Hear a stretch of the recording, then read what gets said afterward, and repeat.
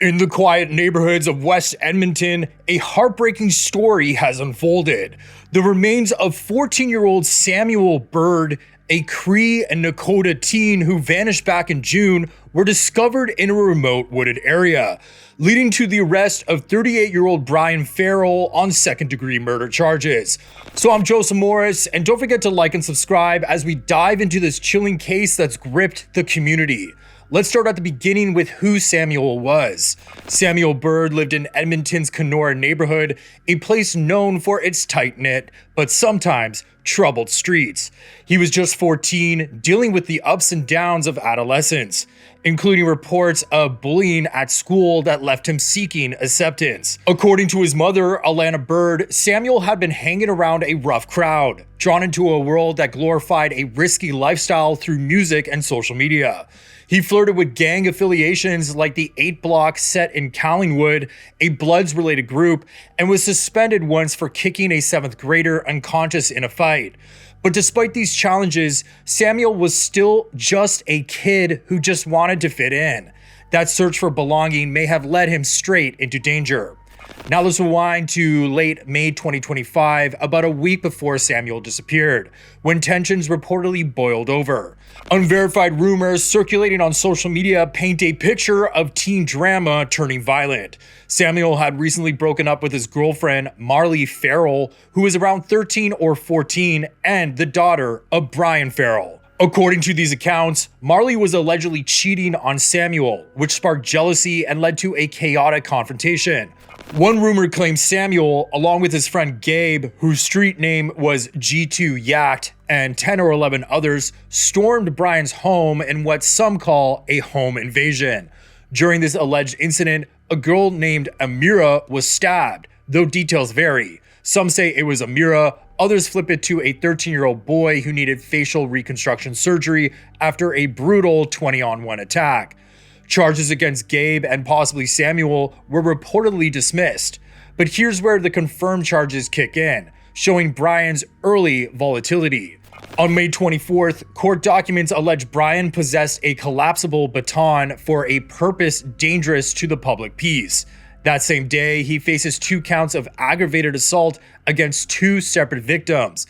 These official allegations set a powder keg of retaliation simmering, with Bryan described by some as a hot-tempered welder with a history of violence, including beating up acquaintances in high school and scamming his own friends. Fast forward to the night of June 1st, 2025, that's when everything tragically escalated. Samuel left his home in Kenora, heading to Bryan's residence at 15012 106 Avenue, supposedly to visit friends or perhaps reconcile.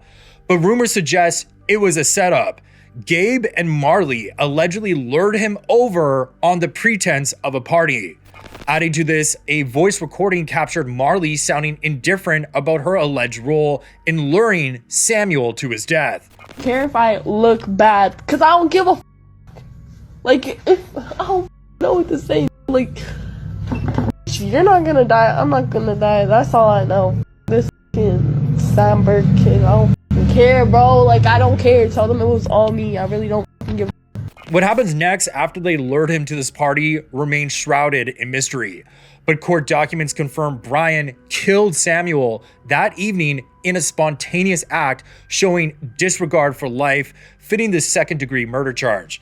The very next day, June 2nd, Bryan allegedly interfered with Samuel's body. He moved Samuel's remains to a heavily wooded rural spot near Carrot Creek in Yellowhead County, about 180 kilometers west of Edmonton, to hide the body. Decomposition over the summer months meant searchers expected skeletal remains, and that's exactly what they found on October 16th. But here's a disturbing detail from the whispers online.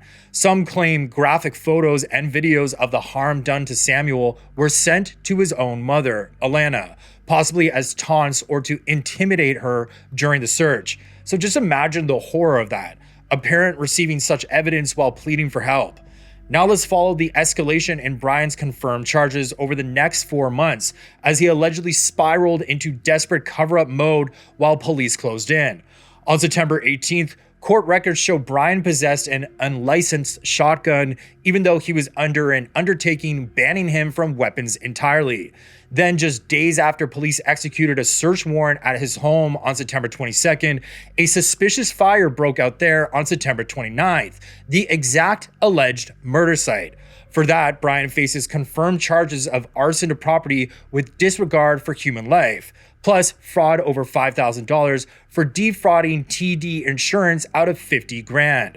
Reports suggest this was a blatant attempt to destroy evidence, but he didn't stop there. On October 3rd, Bryan was charged with counseling a woman to commit fraud.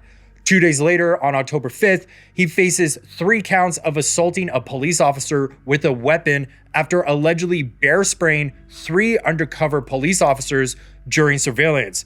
And on October 9th, 1 week before his arrest, Bryan was charged with uttering threats to cause death or bodily harm, directed straight at Samuel's mother, Alana, through that same woman from the fraud charge, apparently to silence her relentless social media appeals and volunteer searches.